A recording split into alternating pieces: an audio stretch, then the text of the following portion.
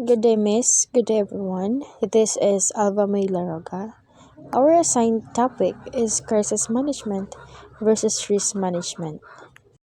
In business, crisis management overlaps with risk management in that organizations use both to consider what could go wrong and how to address it.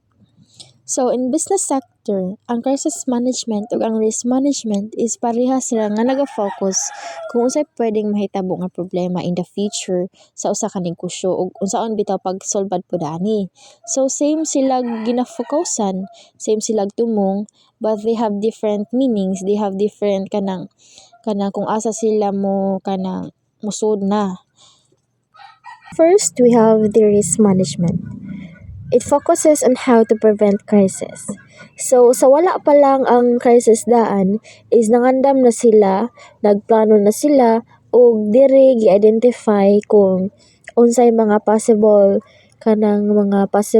problems or mga kakulian nga maka-cause o kanang crisis. Like, kanang if maabot man gani ang kanang crisis, dapat andam na, like, sa sunog, ang ilang ginabuhat diri sa risk management is nagabutang sila og kanang fire extinguisher, water sprinkles or kanang fire alarms para if maabot man gani na ang crisis is ready na sila and dili ra mo dako or mo worst ang kanang mga damages. While crisis management emphasizes how to react. So diri na during na ni sa crisis nga nahitabo or mahitabo. So ang buhat ani niya is mao ni siya ang pag-control, pag-manage sa usa ka kanang business or sa usa ka establishment during ni sa crisis. So ang ilang ginabuhat diri is giunsa nila pag-respond ang problema nga nahitabo o kanang dili lang sa kay paglikay kundi pag-manage sa sitwasyon bitaw arin dili mo dako ang epekto sa usa ka kanang disaster or kanang crisis. Crisis managers put the bulk of their effort into developing action plans for responding to emergencies and executing these plans. So, kaning mga crisis managers is mao ni sila ang responsible for kanang paghimo og action plans para kung naay mga emergency, ready na sila mo respond. So dapat ang kaning crisis manager is kanang nana siya ginabuhat daan, ginabuhat mga mga plano like inig-abot sa problema is mao to ilahang sundon. Like for example, kung naay sunog sa factory, ang crisis manager mao'y magbuot kung unsaon paglikas sa mga empleyado or sa mga tao nga naa didto. Kanang nag-assign siya kung kinsay motawag og bombero ug unsa ang buhaton human sa sunog para makapadayon bitaw gihapon ang negosyo. So siya ang siya ang responsible kung responsible na kung nanagyud ang crisis diha. While ang kaning risk managers kay it's more on prevention. Again, it's more on prevention. Ilang trabaho kay kanang pugngan or kanang likayan ang problema before pa mahitabo. So, like for example, sa factory gihapon. Ang risk manager mao ni siya ang magtan-aw kung naay mga electrical issues sa usa ka factory na pwede makapadako sa risk sa sunog. Pwede sila magpabutang og fire extinguishers, magpa-training bitaw sa mga empleyado kung unsaon paglikay sa sunog ug maghimo og safety policies para malikayan ang disgrasya. The 4Ps is a mnemonic that captures the essential elements of crisis management: prevent, plan, practice, and perform. So naatay upat ka elements kaya dapat nato makatanan or mabaw-an. The first one we have the prevent. It is to identify risk and minimize threats. Again and again, ang prevent is ang paglikay. So like, likayan ang mga problem sa daan pa lamang. So dapat nato i-identify or mag-identify ta og mga possible risk ug magbuhat pud tag mga action plans para malakayan ang crisis. For example, sa usa ka mall. Butangan nato na siya og mga fire extinguishers, fire alarms, or mga water sprinkles para if maabot man ang kanang sunog or magkasunog man is kanang ato bitaw ng kanang ma-prevent or kanang dali ra mapawong kay na naman na daan. The second one, we have the plan.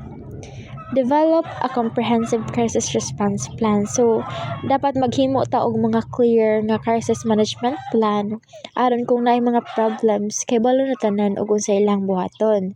So, example ani kay mag-set og emergency evacuation routes o mag-assign pud bitaw ta og mga leaders sa matag department sa usa ka business para sila ang mo guide kung asa na ilahang mga nasakupan mo exit.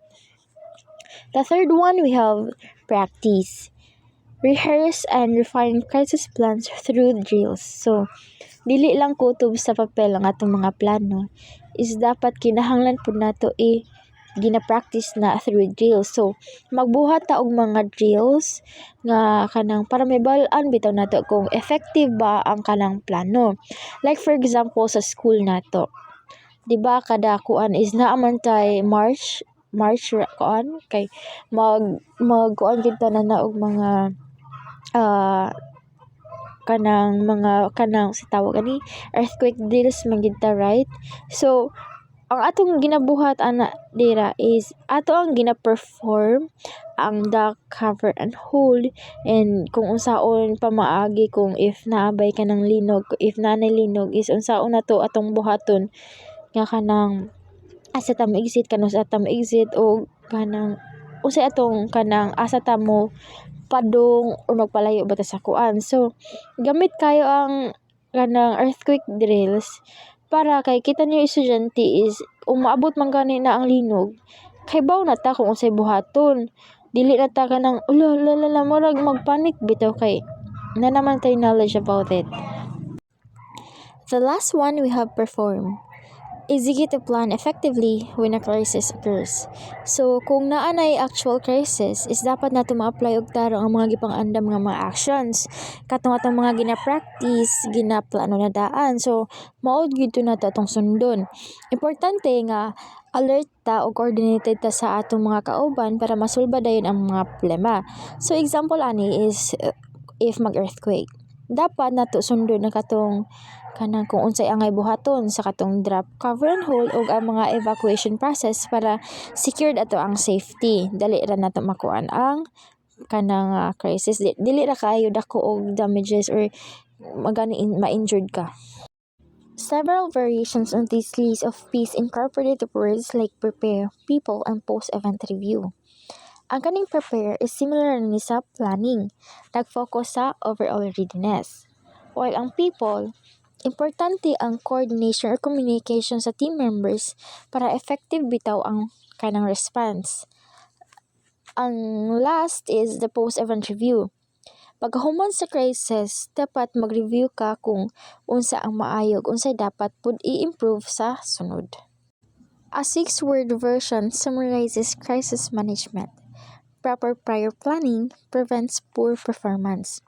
Meaning to say, kung mag-prepare ka og maayo, mas gamay ang chance nga masipit ang crisis response compared sa nang wala di ka ready sa kanang imong nga plano is walay ra gihapon.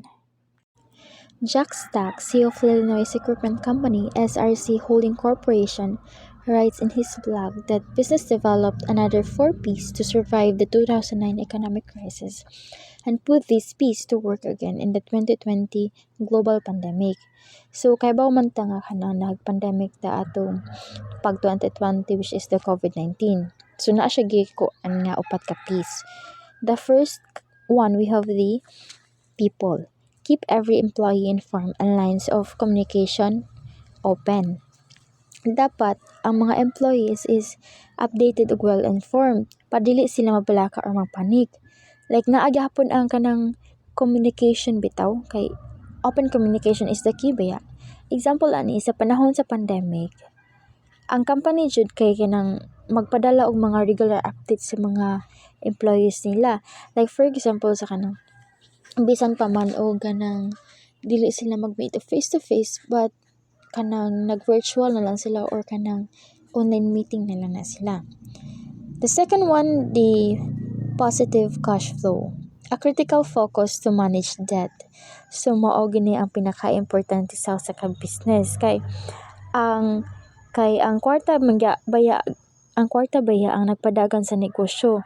Kinahanglan kanang bantayan ang utang or kanang og kita sa usa ka negosyo kay if wala man good is ma-bankrupt gid na siya padulong.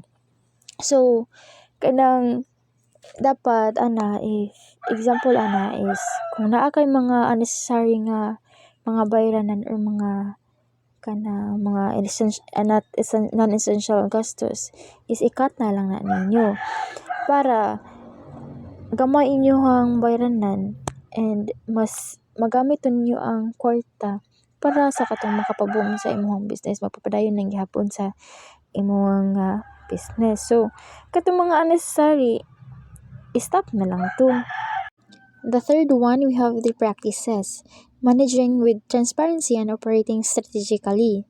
So, dapat transparent o strategic ang pag-manage sa business kay dapat man na ay klaro nga mga system sa pag-operate aron malikayan ang mga confusion sa mga trabahante or sa kanang ikaw pud mismo. So, example ani sa usa ka factory, dapat magpa-implement ka og mga flexible work hours para ang mga